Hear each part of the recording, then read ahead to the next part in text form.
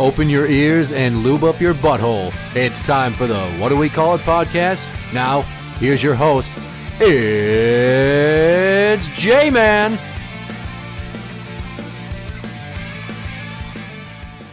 Welcome to the What Do We Call It podcast. I'm J-Man. And I'm Joey Black. Yes, you are, you bearded bastard. Yeah. Do you have a retirement savings account? Fuck no. I'm fucked. If you worked for a company that had a retirement plan, would you be happy with that?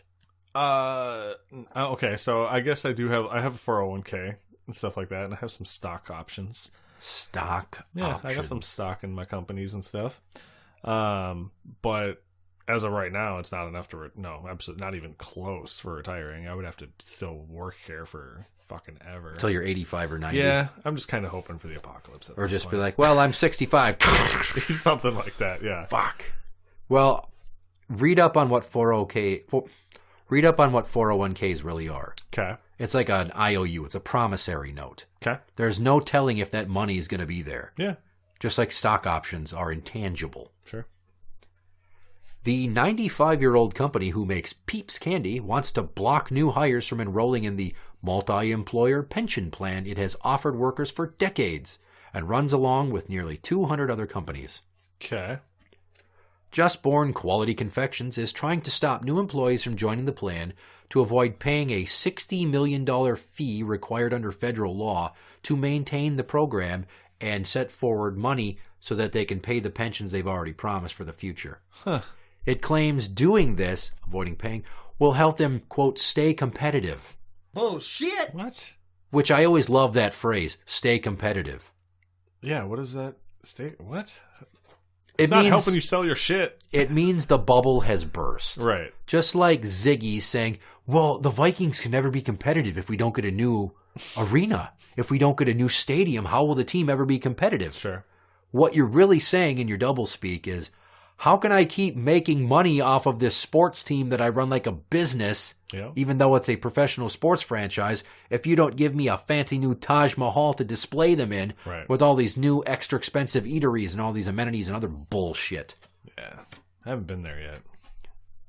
Neither have I, and I don't want to go there. Fuck the People's Stadium. So this fee that they have to pay, the $60 million, to have money for the future, exists to ensure future benefits are covered. So think of it as a future nest egg that's in place so there's money to pay out the pensions they've already promised. Okay. But without new employees, they're fucked. Yeah. So it's catch-22. New employee pay-ins fund old employee payouts. Does that make sense?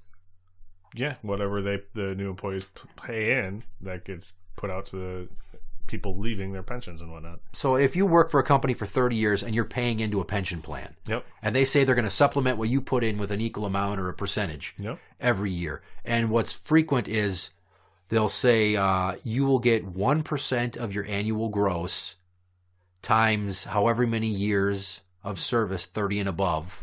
Okay. Or some will give you, like in cop plans, will give you 2.5% of your top 5 years of pay. Okay. So to have that money to keep paying them, they need to have a tax base. The money keeps coming in. They need to have new officers to pay into the future pension plan for themselves. And it's a domino effect. If one facet fails, everybody's fucked on down the line. Sure. So it's predicated upon the farce that everybody's going to keep paying in. But if you get a bunch of cops that don't want to be involved, there's not going to be money to pay the old cops. If you get a bunch of new employees that you don't have on that plan, then there might not be money to pay all these employees you've had for years. Right. And that's kind of what's gone on, because this company had a strike that took place in 2015 into 2016. People walked off the assembly line at a time of year when they were gearing up for the rush to make the Peeps for the following Easter. Sure. Frustrating. And it went on for so long that they started hiring replacements, scabs. Oh, yeah. Your picket line crossers. Yeah. There were people putting up lists online of the scabs' names to target them. One guy got in trouble for wearing a T-shirt with Kelvin from Kelvin and Hobbes, pissing on the word scabs. But people started leaving the picket line. Okay. Because they needed money. Yeah. And they knew that if they didn't get their ass back to work, they would lose their job. And it's almost like facetious that these ideas of pension plans even exist. Yeah. Because they're not sustainable.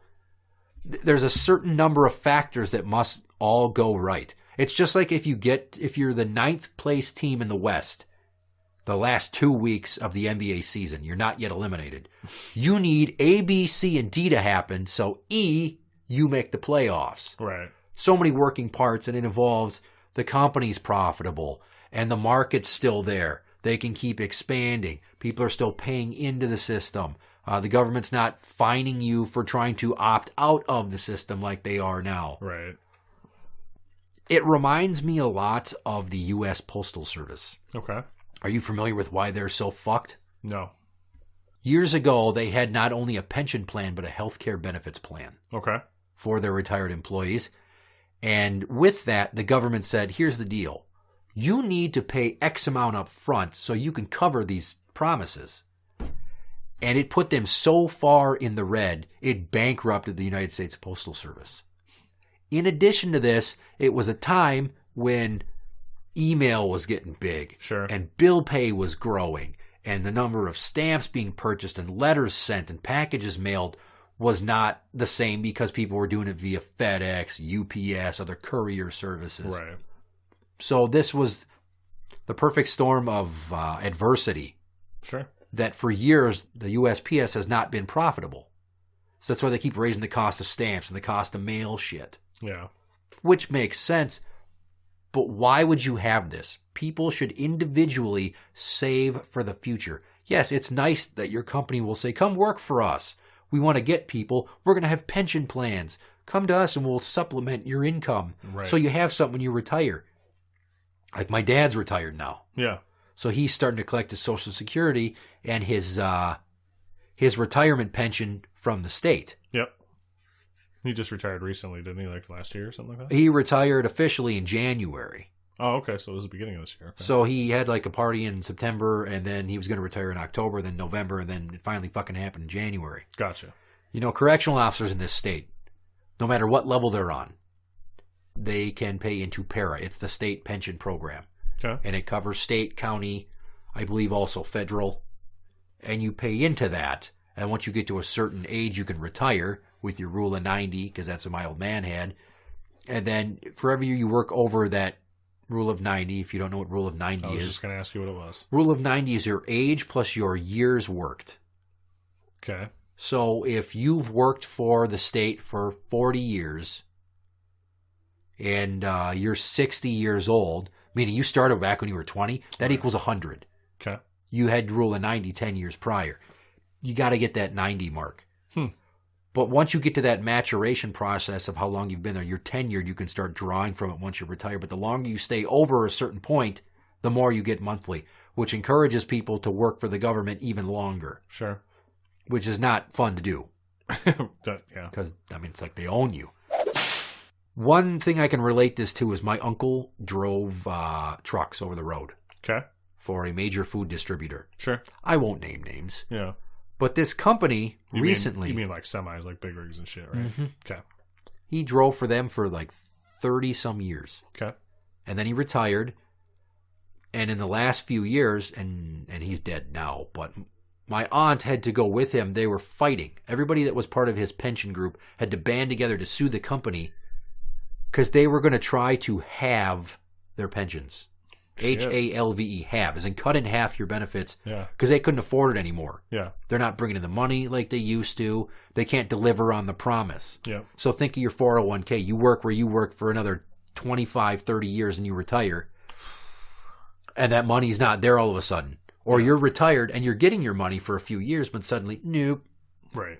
It's a private company. It's not like working for the government where there's always a tax base to draw from. Right. And they try to rob Peter to pay Paul from wherever they can with their budgetary decisions to keep the money going to the people as promised. That's why I'm kind of against that top 5 thing for cops. Sure. A lot of them will work a shit ton of overtime their final 5 years before they retire, drive up that final number, and they're getting more than they really deserve. Gotcha. I'm not saying that cops don't deserve a pension, but I don't know any other job where you can drive up your retirement benefit quotas by working extra hours the last 5 years, basically working yourself into an early grave just so you have more money to retire. Because some people can retire at 55 as a cop. Interesting. Once you get your 25 in. Yeah. And so my uncle's company, they couldn't pay it, so they had to sue the company. So what happened? It's still kind of up in the air, but they were starting to offer lump sum payouts. Oh, okay. Say, all right, if you won't sue us, they're trying to draw people away from the massive crowd that was suing them for the class action status against them. Right. Because you only need 4 people for class action. But they're trying to whittle down that pool of potential plaintiffs by giving a lump sum payout. We'll give you X amount. And I don't know what the percentage was. Sure. But they've paid out a couple $100 million to these people to just get them off the books and be done with them. Right. So that, okay, you're done, you've gotten something, fuck off, go away. Right, that makes sense. So, I mean, there's this thing with this Just Born Quality Confections. They also make Red Hots and Mike and Ike's. Oh, okay. But that's just the one company. Imagine it says up to, or nearly 200 other companies are involved in this multi-employer pension plan.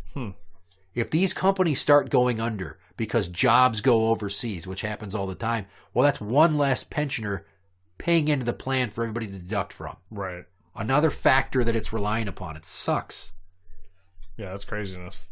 So being that that's in the news, this is me basically saying, I have my savings. I never bank on having a retirement. Right. You never know what could happen. Yep. Some people, you lose your job, and anything the employee ever put towards your retirement, they fucking take it away. Yeah, well, I mean, if I ever get any sort of large amount of money, well, large to me anyway, I don't keep it in my bank. I take it out of the bank and I keep it in my home, in my safe. A lot of people do that, but unfortunately, if you ever get raided by the cops, yeah, they're going to say, hey, where'd all this cash come from? And then they'll seize it through civil forfeiture, and then you'll have to sue to get it back, and you'll get back a fraction. Yeah. It's a fucked system where you're kind of damned if you do and you're damned if you don't. Right. Because if the banks go tits up, yeah, then you lose your money too. You lose your money. Yeah. Like if something happens and the whole banking system collapses in the next few weeks, I doubt I can just go knock on Wells Fargo's window and be like, hey, give me my cash. Yeah. Well, gee, you're only like the 1400th person this week to come and ask us that same thing. Right. Where's my money? It's kind of an idiotic system. It just proves that you're never done working. Yep. People that retired and they have Social Security, which is a whole nother episode because it's a fucking joke. It was never meant to be a permanent thing. And then you have these pension plans that are dangerous because there's so many independent variables that keep them afloat. And they're still working as like a Walmart greeter. Or I saw a lot of retired people when I worked at Menards that would work our overnight stocking crew. Sure. They'd clean the floors, they'd restock the shelves, they'd tidy up the place a bit. Yeah. And then come like 6, 7 a.m., boom, they're out the door. Right. Bye, Felicia. But a lot of these people, had retired from other industries. Yeah. Or had gotten so old that they've gotten chased out of jobs because they're like, yeah, you're too old. We're going to replace you with somebody half your age for 2/3 of the pay. Right. And now they're making fucking $10 an hour to stock the shelves while they should be sleeping. Yeah. Yeah. World's fucked, man. It just brings new meaning to the term slave to the grind. Oh, yeah. Never ends. Because if there's one thing that I can instill in my kids, and this is how I built up my savings over the years, in addition to throwing a percentage of every check in the bank, for a number of years before the economy crapped out, I was using CD accounts at the bank where you give them X amount, they hold on to it, you can't touch it for a certain contracted amount of time, and they give you a percentage of interest on the top. And I started off by throwing 10 G's into a CD. So that 10 G's at a certain percentage turned into, 10,500 or 600. Sure. And I kept it going for the entire time that I lived at my apartment. So those 5 years, I used CD accounts. Yeah. And I turned my 10,000 plus, and I'd throw more on top. Right. I'd take the 10,000 plus the interest, I'd roll it over. I'd throw a few more G's on there when I could. And I think by the end, I was throwing 30 grand. I fucking lived like a pauper. I didn't have to. And if I didn't have rent, I spent $48,000 on rent in 5 years. Man. Right. But that money that I held on to, I eventually was able to put down on the home here. Yeah. And keep my mortgage wicked low so that I don't have mortgage insurance. Sure. The timing was right for me to do that. But in addition to it, now I've locked a large chunk of what could be considered my retirement fund into my home. Gotcha. And I don't know if they're still going to be offering reverse mortgages when I'm old. You never know. It's a crapshoot, but it sounds so good that it's almost too good to be true that some company's going to just, solve your problems for the future. That's how they keep us working. Right. It's because they give you the promise that one day you're going to be able to retire and that money's going to be there and you can relax and look back on all your years of hard work and feel proud of yourself for earning this. And you can just kick back and read the paper or watch TV or go out to lunch with your spouse or this or that, the other. And the reality is, so with the volatility of the markets, that shit's probably not going to happen. Yeah. I've never banked on my retirement. Like, I guess I always thought the world would end before I died. That's what I'm hoping for. I'm really keeping my fingers crossed that society collapsed and we're all dead so I don't have to worry about being old and gray. I'm shooting for the apocalypse. Let's do it. You'll just be a skull with a beard and aviator sunglasses melted on your socket holes. Hey, that sounds like a cool way to spend the rest of eternity. I guess. People be like, hey, that guy was obviously a badass. Who is going to say that if everybody's dead? I don't know. The new people that come to the planet. The new people that come to the planet? The mole people. The lizard people that live under the ground. Show me what you got! Well, I hope they're not banking on a pension system to keep them afloat when they get here. Yeah. Because there ain't going to be one. Yeah, I don't fucking know. But a skull with sunglasses and a beard sounds awesome. Tell that to Ryan Dunn's family.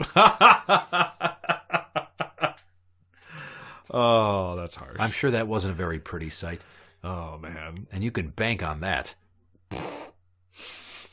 Interact with the show on Twitter at What Do We Call It. That is at What Do We Call It. You can find us on Facebook at facebook.com/group/What Do We Call It podcast show. For the What Do We Call It podcast, I'm J-Man. And I'm Joey Black. And that's the end. Blah, blah. You should know me well enough. Better have my money. Big better help. Baby, baby, big better help. Baby, baby, big better help. Baby, baby, big better help my money. My money, my money, my money, better have my money. My money, my money, my better have my money. My money, my money, my money, better have my money. Don't act like you forgot. Don't act like you forgot. Don't act like you forgot.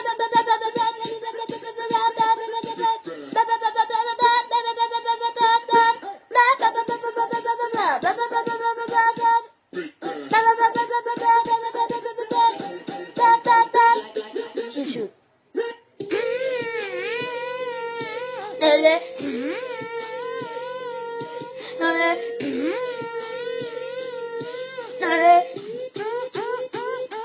Don't act like you forgot. Bitch better have my money.